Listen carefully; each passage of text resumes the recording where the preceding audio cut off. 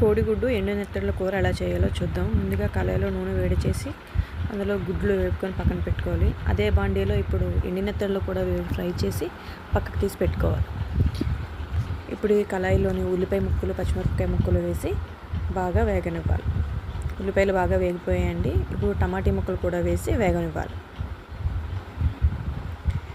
టమాటీలు కూడా బాగా దగ్గరికి రావడానికి కొంచెం ఉప్పు వేసి వేగనిద్దాం, త్వరగా వేగితే. ఇది కొంచెం వేగిన తర్వాత అందులోనే కొంచెం కారం వేసి మరి కాసేపు వేగనివ్వాలి. ఇప్పుడు ఇది బాగా వేగిందండి. ఇప్పుడు ఇందులో కొంచెం వాటర్ వేసి ఉడకనిద్దాం. వాటర్ అయితే ఎక్కువ వేయనండి, కొంచెం అయితే సరిపోతుంది. ఒకసారి మూత తీసి చూసుకుందాం వాటర్ మరిగిందో లేదో.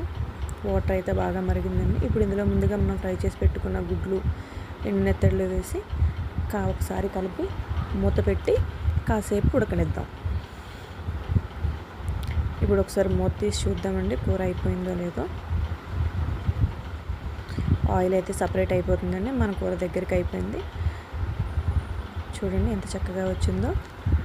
ఇదేనండి మన కోడిగుడ్డు ఎండు నెత్తళ్ళ కూర తయారైపోయింది.